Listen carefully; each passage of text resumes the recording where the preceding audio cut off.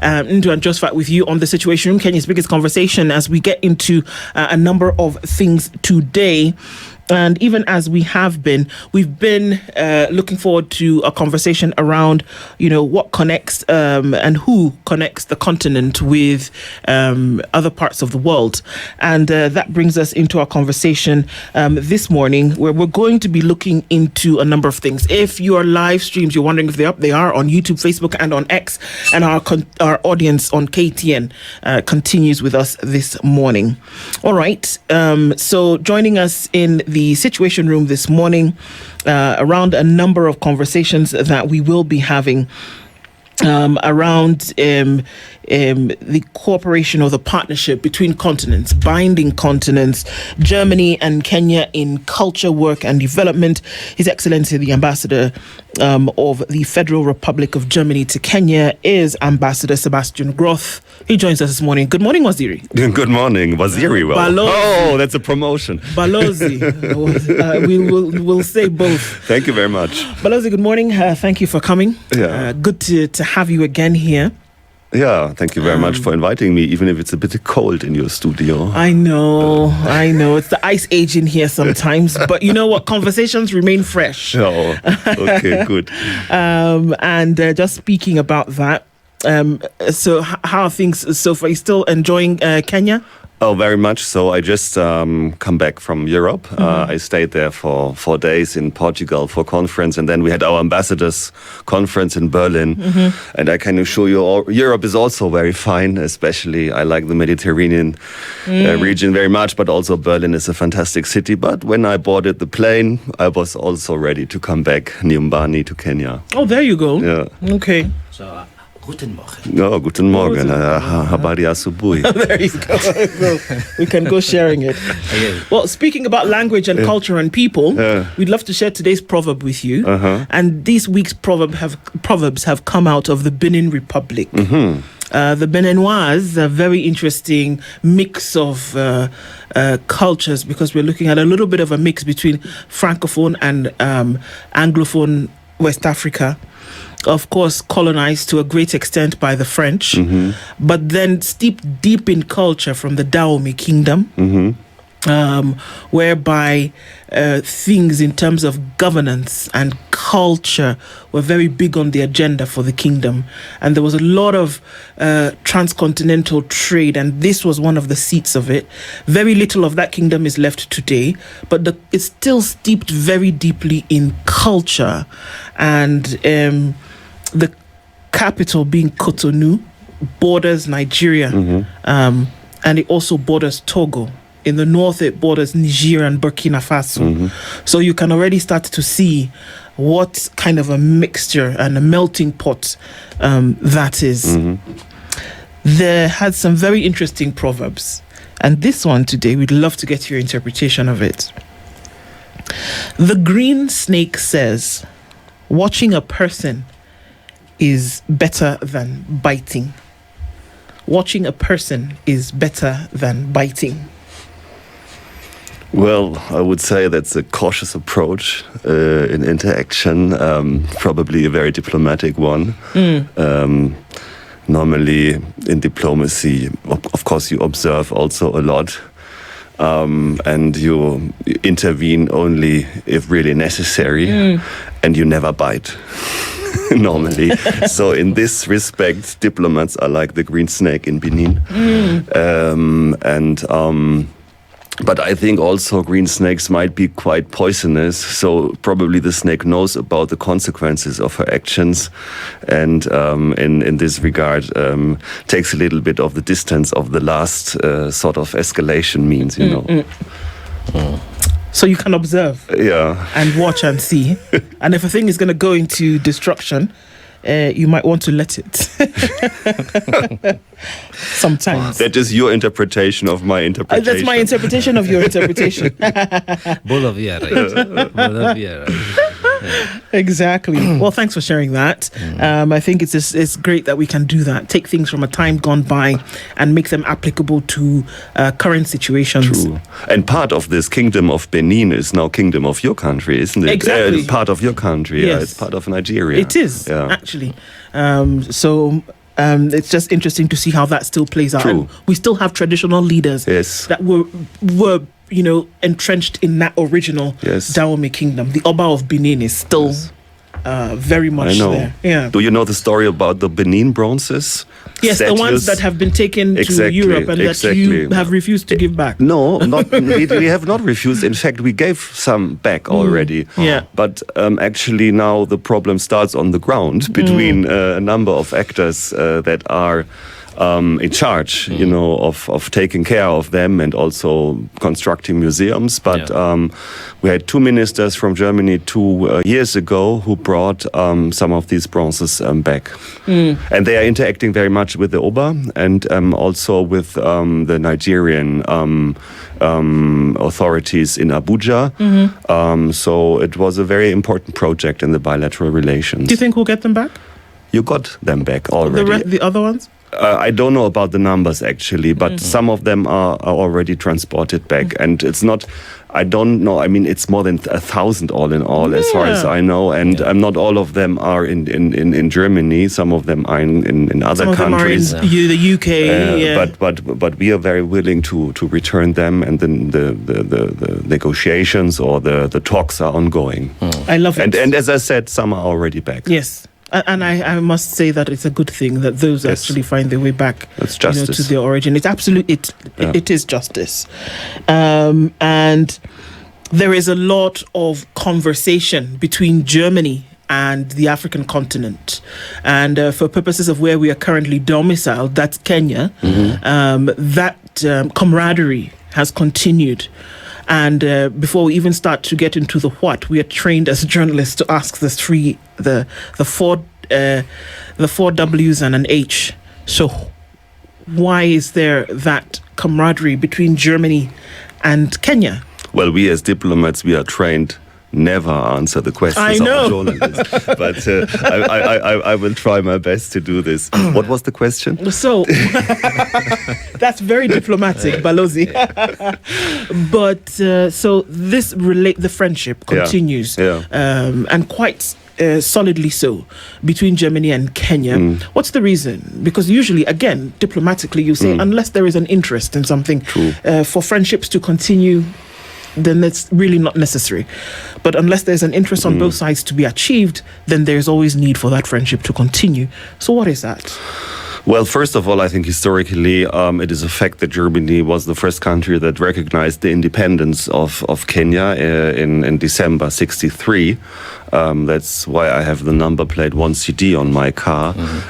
But since then, there was a number of exchanges of high-level visits, of common projects, and also a lot of development cooperation here in this country.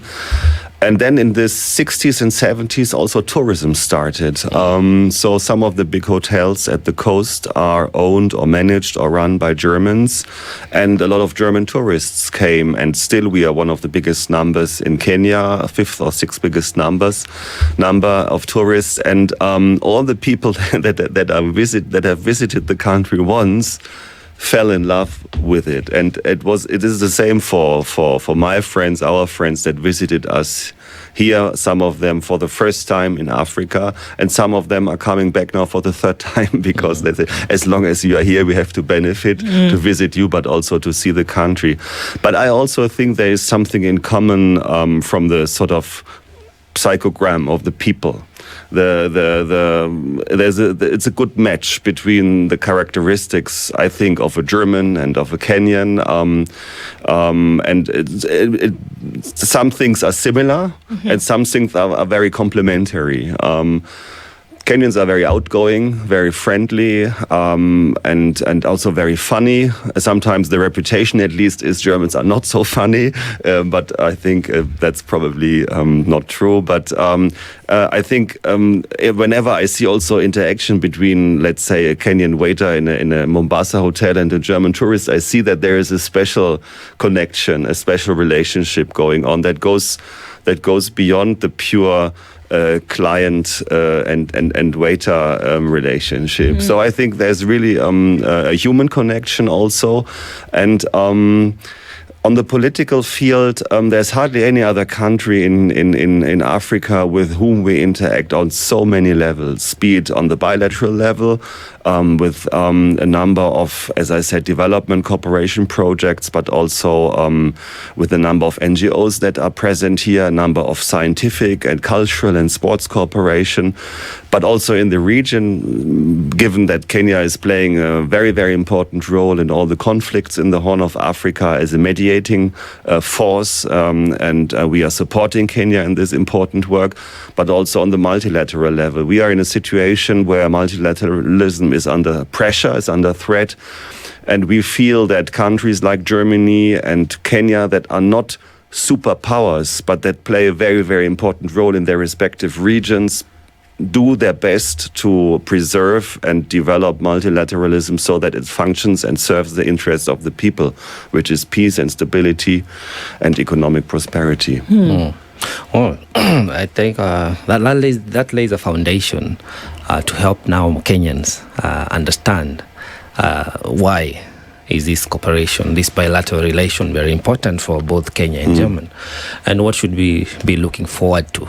Because, for a long time, and I want to believe this, every foreign intervention or bilateral relation is frowned at by Kenyans because we're speaking about Kenya, or by most African countries, because there is a power imbalance mostly. You just speaking about some historical injustices, about the historical artifacts that are beginning to find their ways back to Africa. And now, as earlier on you mentioned about escalation, the world is becoming a global village and people are seeking to expand.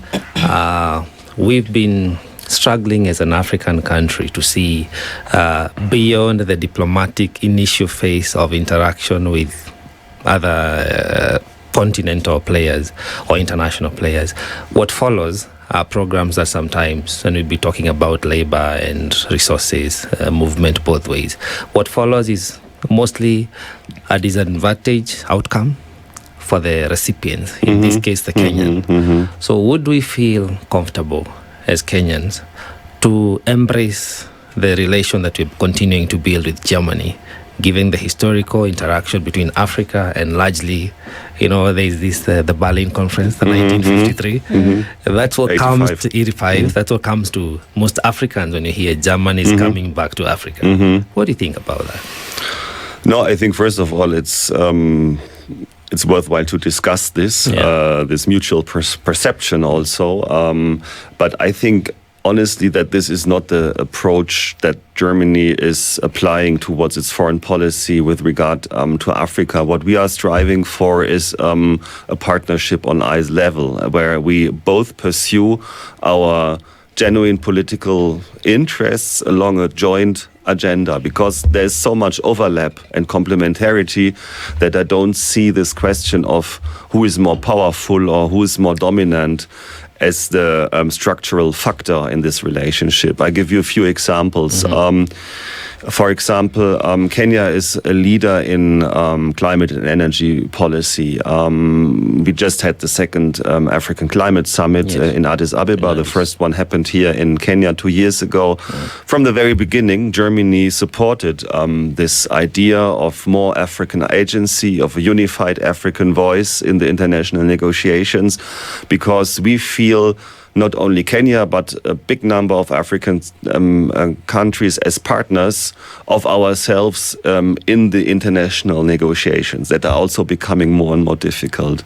And so we have an interest to be ambitious, both in the fields of mitigation and adaptation, in the reform of the international financial system, in the sharing of technologies, in the development of clean energies, in the transition of our energetic systems in our economies.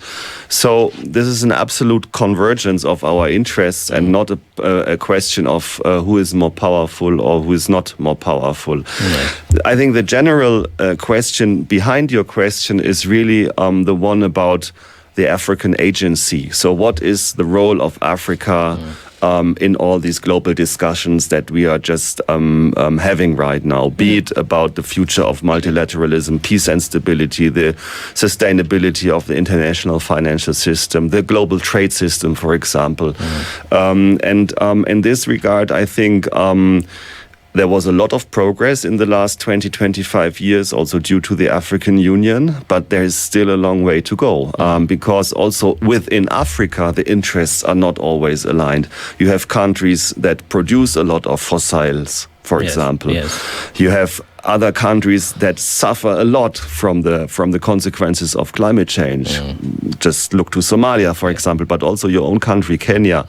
You have countries that are a little bit in between, that do both, that have a little bit of fossil, but that also try to transit. You have countries that live because they have a lot of resources in their soil, and you have others like Kenya that more do agriculture and service industries. So it's very natural that the countries then pursue their own, your own interests. But what is important is that by the end of the day, the African voice is articulated and is heard. And I think the African Climate Summit in this regard is a very, very good example. And we're also preparing the high-level week in New York, the General Assembly week, where more than 150 heads of state and government will be present, including, as I know, President Ruto. And this is also a good opportunity to raise the African voice, because we are talking for years now about a reform of the United Nations Security Council, which is the most important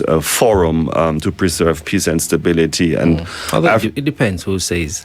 Yeah, I mean, let's say the influence is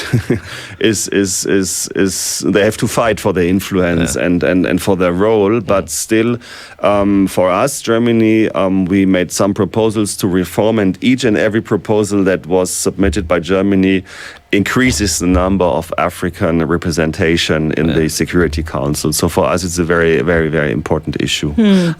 But I think but we could get into that sometimes later, the Security Council, because questions are being raised. There are also conflict areas in Europe, and the efficiency of the Security Council is being wanting in other parts of the world. But today, here you are, and welcome, Karibu. Asante.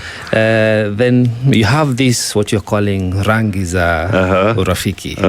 Can you say that? Yeah, Rangi za Urafiki. Za Urafiki. You want to talk to us more about that? Yes, of course.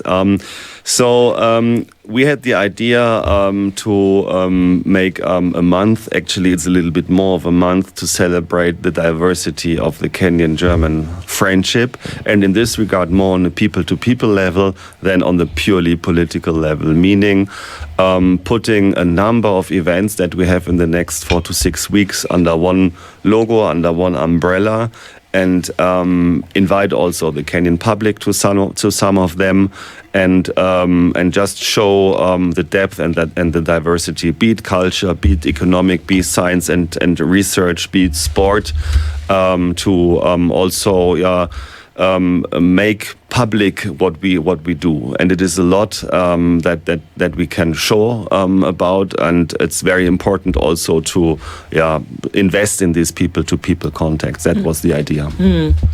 If we look at some of the other things that have happened, the current administration, the current Kenyan administration, spent some time in Europe, and Germany was one of those countries, especially when it looked at the exchange work program. Yes. And to then open up opportunities whereby Germany said, well, we have a dwindling workforce for folks in the middle belt age, whereby we needed folks to come in and take up positions. That's a need. Yes? Yes. And Kenya was in the position whereby, we've got people who are looking for work. There's an unemployment issue here, but we can exchange. And there was an agreement, a partnership that was put in place. How are things going with that currently? Yeah, so that's exactly when I was talking about the complementarity of our interests to a certain extent, that this field developed very strongly in the last 2 years. In fact, we had a visit of our former Chancellor Scholz here in Kenya, and I think he was so much impressed by the quality of his interlocutors, of the people, of the energy of the young generation, that he agreed with President Ruto to task the embassy and our administration in Berlin and here in Nairobi to negotiate labor mobility agreement, which we did in record time. And as the first country in sub-Sahara Africa, it was signed. In fact, 1 year ago in Berlin. We are progressing on the number of fields. So we see the numbers going up. We had in the first half of 25 approximately 2,000 visa given out for research, work, study, also to look for work. So meaning that you don't have to have a contract in your pocket, but you can go to Germany and have the opportunity, if you have certain qualifications, to work, to look for a job for 12 months. And we, for example, have an increase of nurses from a low level, from 50 but to 150 in 1 year, which is three times as much, due to a very good partnership between Mount Kenya University and an University for Applied Sciences in Germany. So I think we are moving absolutely in the right direction.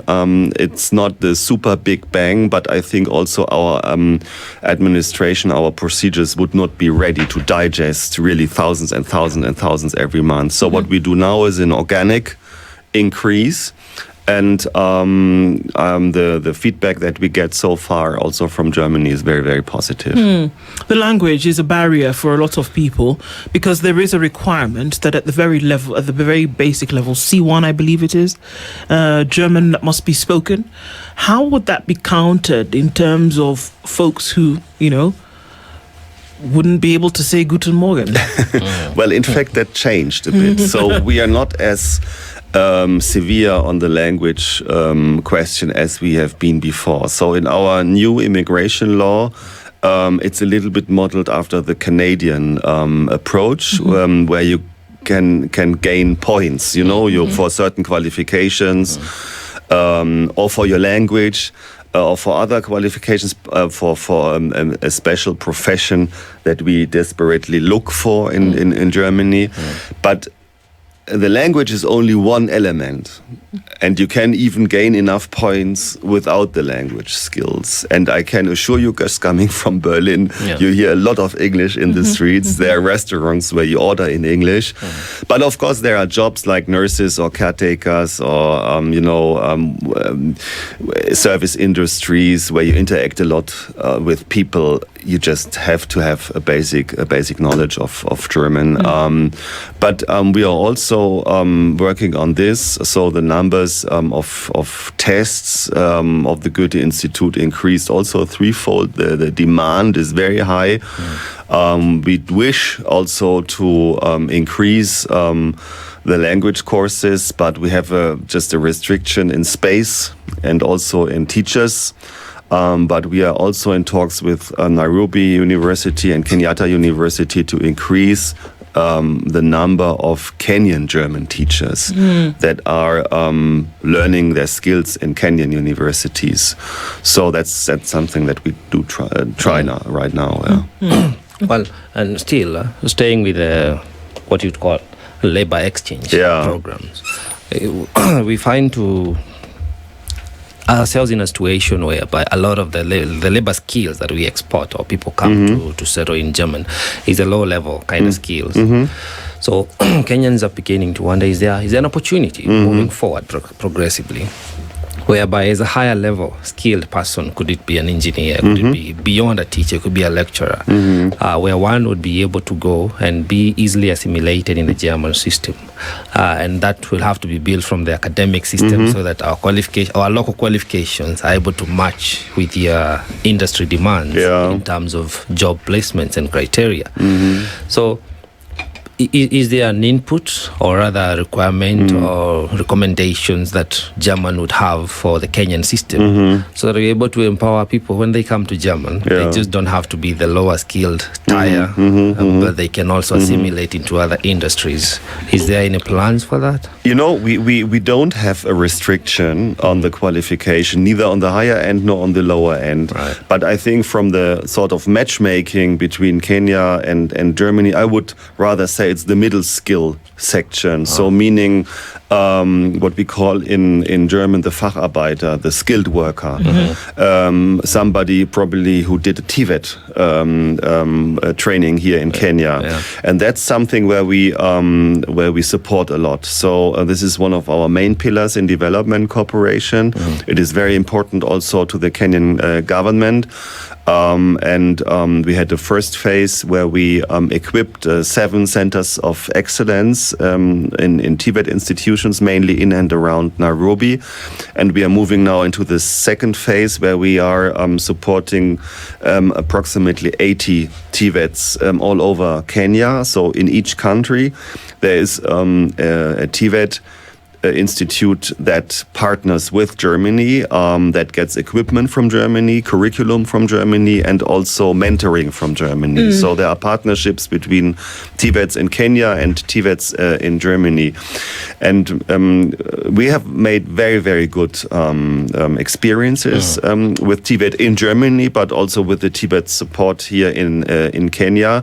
And we are trying also to bring German teachers now to the TVET institution, so that both things, the qualification in, let's say, automotive engineering, whatever, and a little bit of German is taught at the same time. And I think if we develop this model in the next years, we really will have a pool of middle qualification, I would say, people, skilled workers that can go to Germany. And in Germany, we have a very open system, meaning that whenever you have entered the job market and you are working in a company, there's a lot of opportunities to qualify yourself on the job further.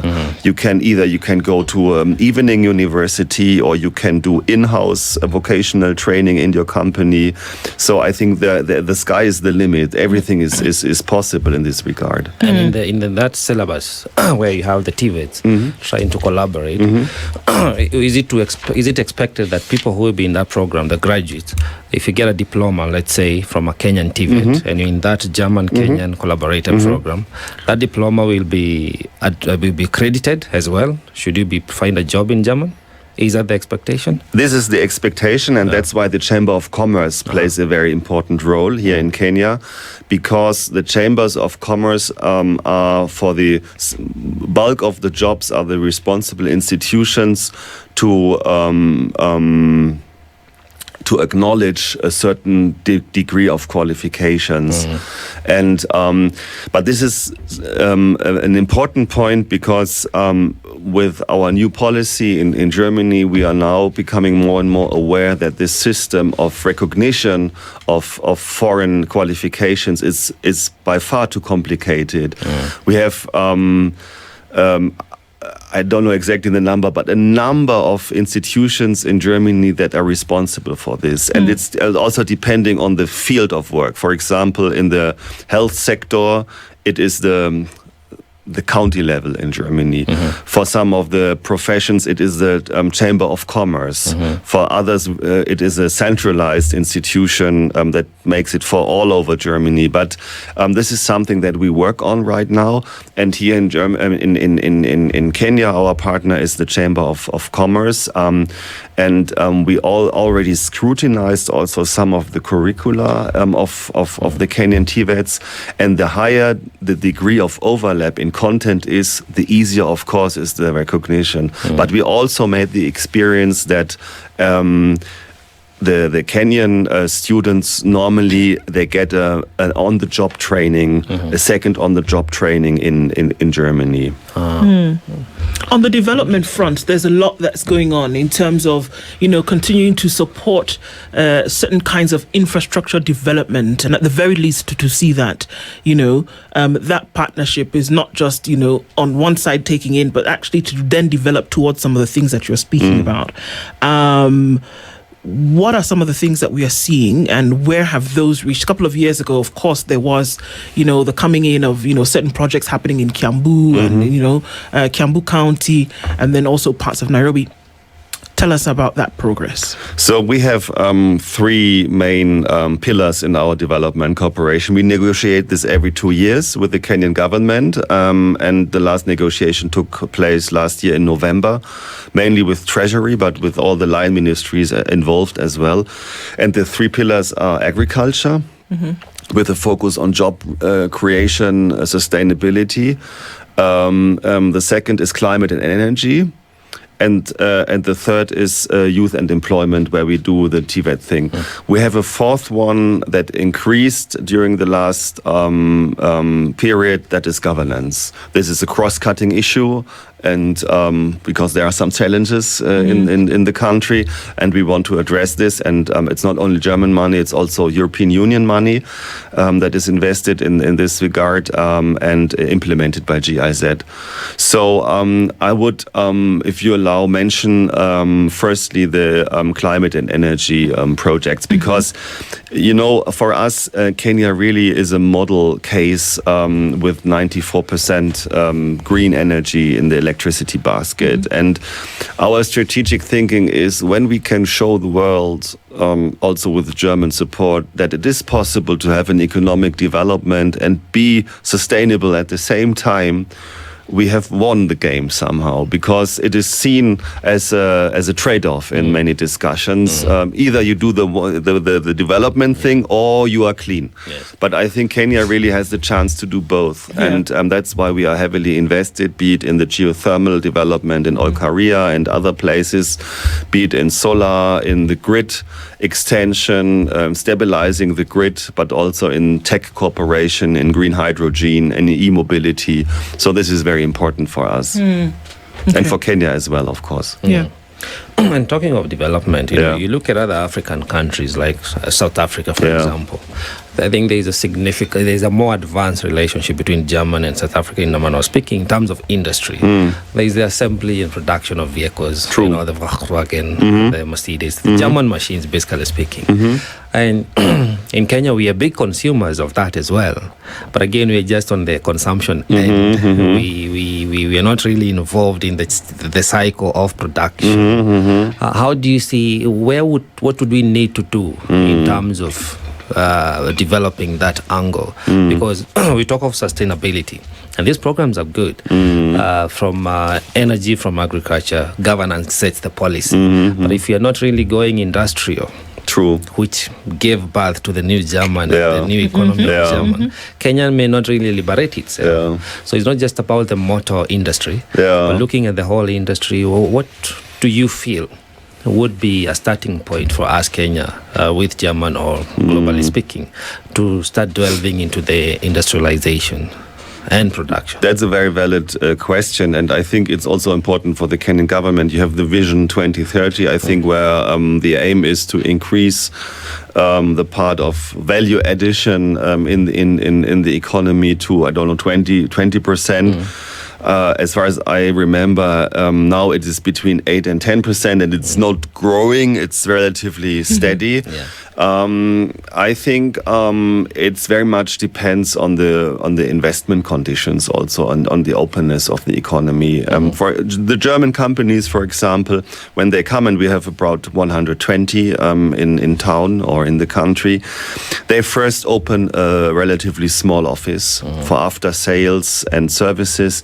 But then if they see that the market develops, they open a warehouse and they open a distribution line. And the third step then is that they open an own production line here. And we see this also in some sectors. And I give you two examples. One, they are both in the automotive industry. For example, the Actros truck from Mercedes-Benz is now, there's a big assembly plant in Thika.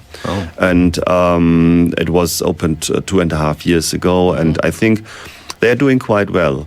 And there are also plans by another big German car maker, you mentioned the name, to also increase its production facilities in order to open an assembly line in Thika. So the components will come from South Africa and from Europe and will be sort of married in Thika. So and there we see some progress. Honestly, I think, and we are in talks about this with the government, there are some challenges on the regulatory level. There's also the taxman who is getting more and more severe for good reasons, but it's making things not easier for outside investors.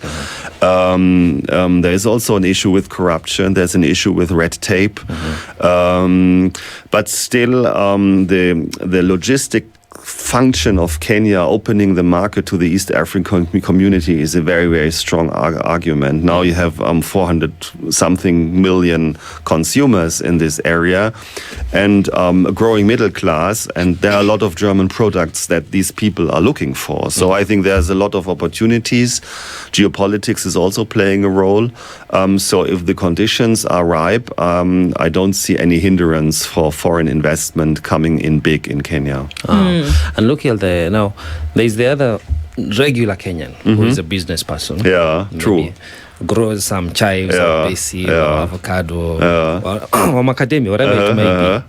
And they're thinking, Germany is a market I would like to tap into. Not necessarily coming out as a government trader. Are there opportunities for direct, of course, within regulation and control of products, because we're talking about food consumption. Are there opportunities, and where does one go?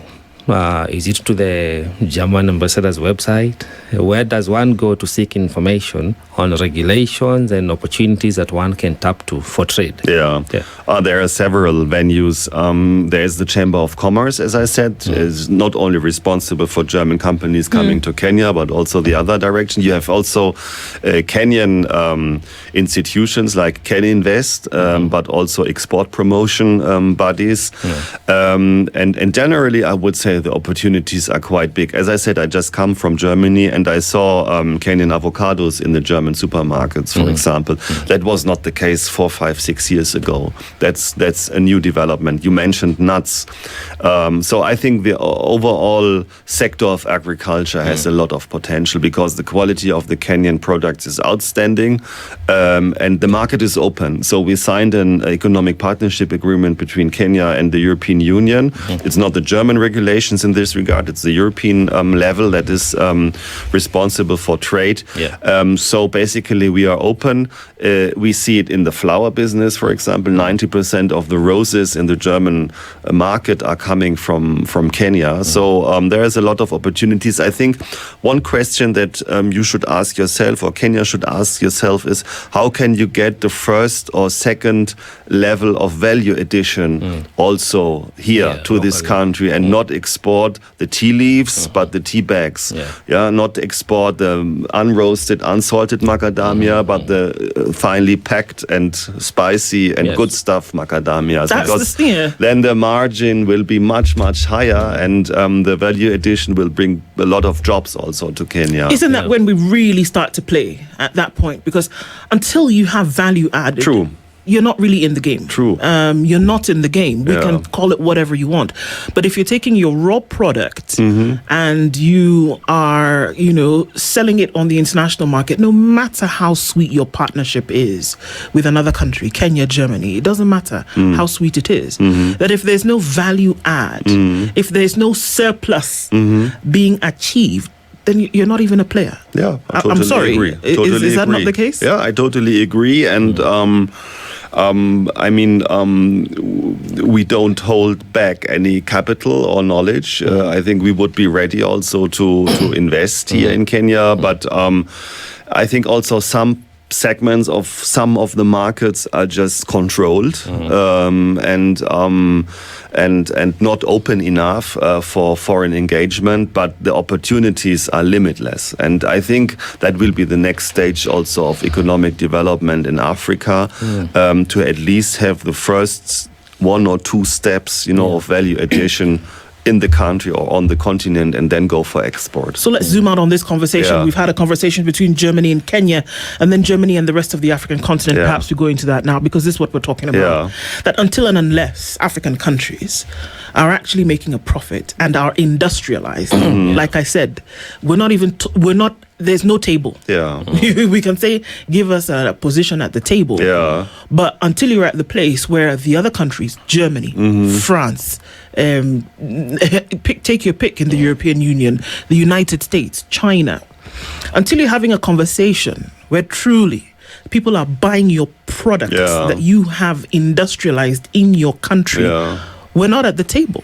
I totally agree, but I also would say there is some homework to do on this continent. I mean, given that you're working on the free trade area, continental-wide free trade area, I think this is a very, very important step forward, and Germany is supporting this by many, many means. But you have a market of 1.4 billion people going to 2 billion in the next 20, 30 years. You have growing middle class. You have a tech-savvy young generation that wants to use the latest gadgets, and you said it's yourself, you have a very entrepreneurial spirit also in Kenya. So I would say all the ingredients are there, but that needs also a little bit of cooperation between the African countries. So for me, it's still not understandable why for many of the flights on the continent you have to go through Paris or Brussels or Frankfurt. Don't even get me started, Balozi, because we could be here for days. I don't understand this. And then you have also infrastructure issues, of course. That needs a lot of capital. I agree, but I think if Africa would work on lowering the transaction costs of economic transaction and bringing the markets together also, and supply and demand together, it would bring a big boost for the continent. So should the partnerships that we speak about between nations, because look, let's be honest, still, even with the resources that Africa has, Africa is still, in the colonial era, it was, come, resources are extracted, they're taken, the people are changed. People are changed. Cultures are almost, extinguished during colonialism. But then today, we are seeing a different face of it, whereby Africa is still the pretty girl who's being wooed, but in a softer way. But if we're talking about partnerships, should we not really be looking at partnerships that entrench the very thing that you're talking about? That the cocoa in Ghana shouldn't leave Ghana until it's in a chocolate bar.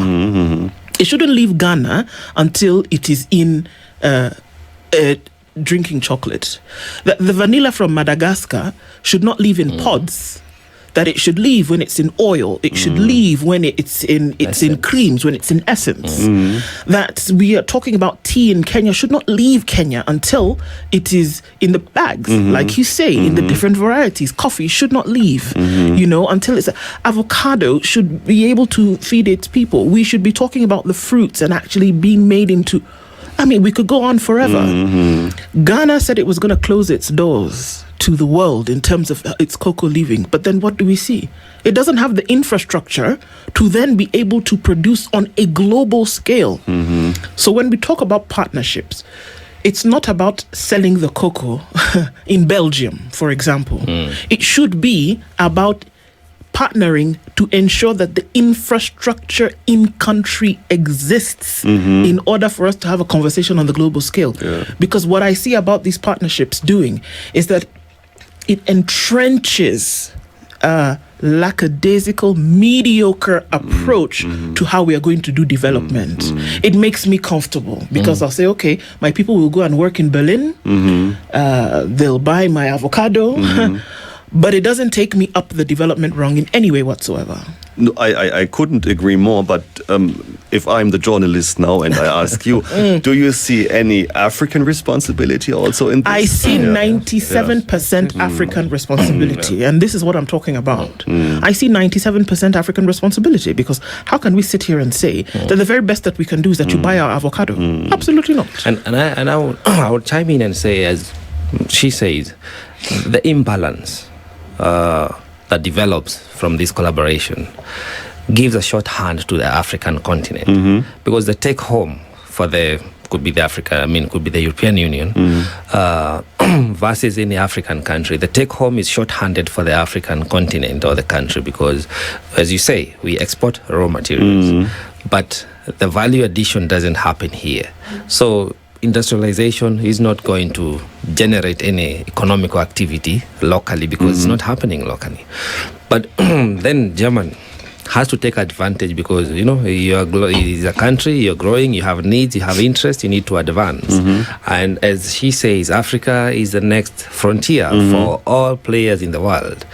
That's why you see there's a rollout of development, but what we pay for that development is highly imbalanced. So, and perhaps this is not a question, it's just a conversation because the responsibility bears with us as the African continent to set the terms so that there is mutual benefit at the end of the day, not at the beginning, because there's a policy, the conversations, they happen very well and they are rolled out.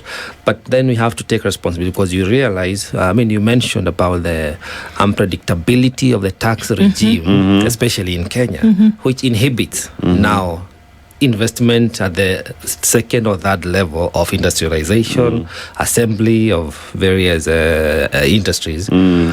So that is our responsibility, and we are woke to that. 60 years into independence, Africa is changing, Africa is rising. There is a whole new breed of a generation that is now standing up and says our motherland need not be exploited anymore. Let's meet at the playing arena whereby we give and take, because again we understand we cannot develop in isolation. We give and take. It's a global village. So when we see German stepping up, at least beginning to take the lead, I can tell you comfortably, we are beginning to forget the scramble and partition of Africa, the conference, because that lingers a lot in the African memory. But we are beginning to embrace, because I can even see somebody saying, one of our viewers, they are beneficiary of the GIZ collaboration. And these are nuances of win-win situations. Hopefully we can roll them out better. And maybe next time, next decade, but hopefully in our lifetime, in the next 2-3 decades, we'll have more of people coming from German or the European Union, not just to enjoy, but also to appreciate in terms of value, in terms of existence, and therein have a very ecosystem that will build both ways so that we don't feel short-handed at the end of the day. Yeah, that's what I'm living for. I totally agree. Yeah. You mentioned the role of the African Union. I have my reservations about the role that it plays, but it would be interesting to hear what you have to say. And I'm going to link it to a story, because now, like I said, we've zoomed out and we're looking at the continent. This last week, Dangote Refinery sent its first batch of refined crude, and it was bought by the US. Right? In the 80s, Nigeria managed to decimate its refineries, and to corruption and mismanagement, the things just did not work. 25-30 years later, Dangote single-handedly, of course, with as a businessman, with funds from different operatives, then was able to set up a refinery in Nigeria and has now sent out its first batch. That means, number one, it's acceptable at that standard, but that it's done in Nigeria. That is happening. And I want to link it to what you said, that why do I have to fly to Dubai or to and then go to be able to go to Morocco, as I have done, and I don't understand why it will take me 26 hours to leave the continent to come back. So these are some of the conversations that we're having. Production of crude, which is our resource, can be done. We've seen it. It has happened. But then why do I have to spend $400 to fly from Nairobi to Kampala? Why do I have to go to Dubai sometimes to get to Abuja? Why do I have to spend more to fly to South Africa than it does to take me to fly to Dubai from Nairobi? Why do we have to do that? But you mentioned that hopefully this will be the time that we see the African Union playing a role in some of this coordination and cooperation amongst African countries. Can the African Union, according to you, actually operate in this manner if it is funded by external parties? Well, I would like to give this question back to you again. I'm not here to judge, what the continent is doing and the African Union is doing. But of course, for the political power of an institution, it is very important to be on a stable financial footing. I mean, it's also understandable that some of the African countries just don't have the means to pay their contributions, and that is a difficulty for them. But given, as you said, that the biggest chunk of the budget is financed by international partners, of course, does not make the institution as such stronger. I think there is another issue here. That is about sovereignty. Regional institutions are machines to pool national sovereignty. That's what we are doing in the European Union. So we have given up a lot of our national sovereignty from Berlin to Brussels.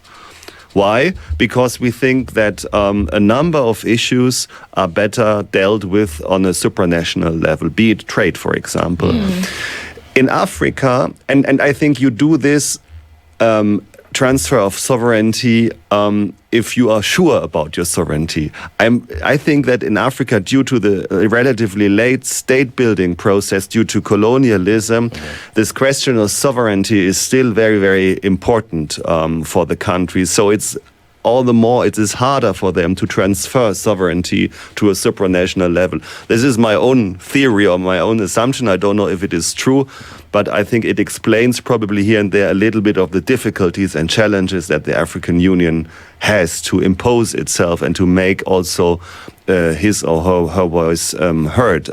But I think, we are talking about 2 decades of African Union. Before it was the Organization of African Unity. And if you look in the history, 2 decades is not a long time. And in this regard, I would not be too pessimistic. And in fact, I would be rather optimistic that the African Union now will be at the table of the G20 meetings. So we are getting a G21. And it was also Germany that pushed for it very hard, because we think it's important to have this continental voice also at this table. Indeed. And they're developing opinions about these whole international organizations, G20, NATO, because we also see how the leaders of the African Union or the African presidents, the kind of even time they get to present their agenda. There are a lot that is to be desired. Yeah. We hope these platforms can develop to ably allow people to converge and have a conversation that is a win-win conversation.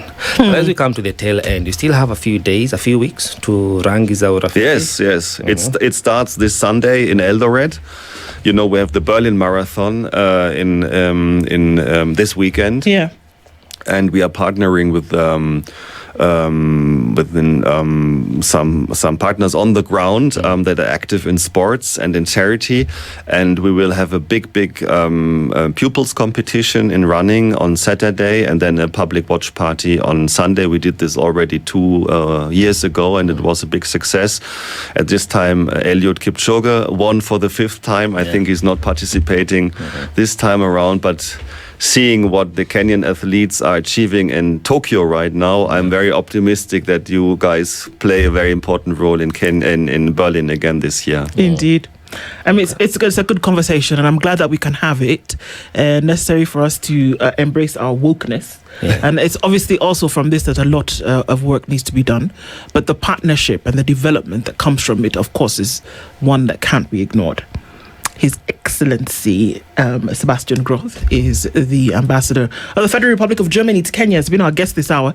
Thank you for taking the time to have this conversation with us on the Situation Room. Thank you very much for having me, and have a beautiful day. Thank you so much. 2 minutes past 8. Good morning. This is the Situation Room, the only way to start your day.